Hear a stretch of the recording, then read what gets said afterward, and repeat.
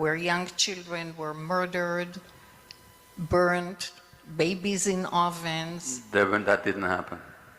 There were no babies in ovens. Oh yes, they were. No, there weren't. That's been refuted even by the Israelis.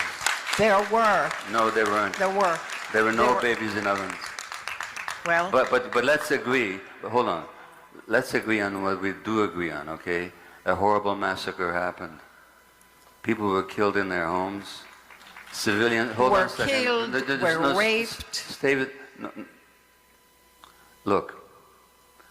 Let's agree that it was bad enough without adding stuff to it, okay? Now, I'm telling you, there's been no evidence of mass deliberate rapes. No such evidence. Oh my gosh. I'm sorry. There's no such evidence. Oh yes, of course there was. No, there isn't. There was a woman in the United Nations that came to Israel and did the research and brought those evidence to the United Nations. I'll let you finish your question. My okay? question is, how do I find compassion for these people? Which people? The animals that did that. The animals that did that.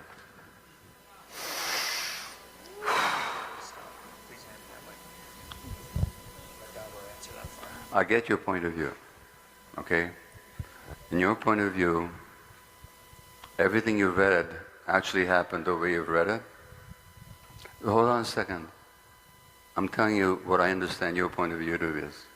There was mass rapes, children beheaded, put into ovens, so on. Okay, now, objectively, I'm telling you, I looked at all the evidence I could. There were horrible massacres. Let's agree on that, okay? There were hostages, including young children and elderly people, civilians that should never have been captured, that were taken into captivity. Let's agree on that, okay?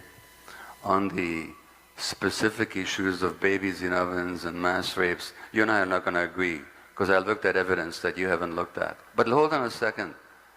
Let's just agree on what we do agree on, okay?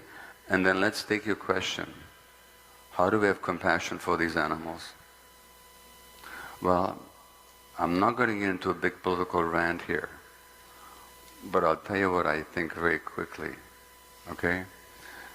If I saw the world from the perspective that you see the world from, I would 100% agree with you. But that's not how I see the world. That's not how I see the world. Number one. Number two, I've been to Palestine. 2.5 years ago, I went there to work with Palestinian women who've been tortured in Israeli jails, which has been documented by Israeli Physicians for Human Rights, by B'Tselem, the Israeli human rights organization, by United Nations and others. Nobody ever talks about the thousands of Palestinians. Did you know that 2 Palestinian doctors were tortured to death recently by Israel? Doctors tortured to death. Now my question to you is, and I'm not going to go into the history, this is not the place for it, but I have a different view of the history. I used to see it the way you do. I don't anymore. I'm not gonna go into how I do see the history, because this is not the. Just let me finish. Honest to God, I'll give you the last word. I promise you. I do promise you that. Okay. History did not begin on October the 7th. And here's what I know. Most of my fellow Jews, do you think the average Jew knows anything about the indigenous people of Palestine? No, just a second.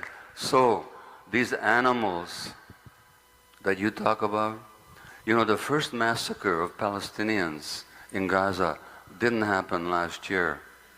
Didn't even happen 4 or 5 years ago when they killed hundreds of children with their bombs. It happened in 1956. But just let me just a second.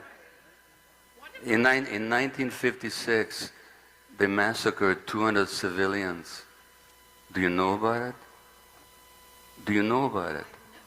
You've never heard of it. Of course you haven't heard of it. That's why you can call them animals.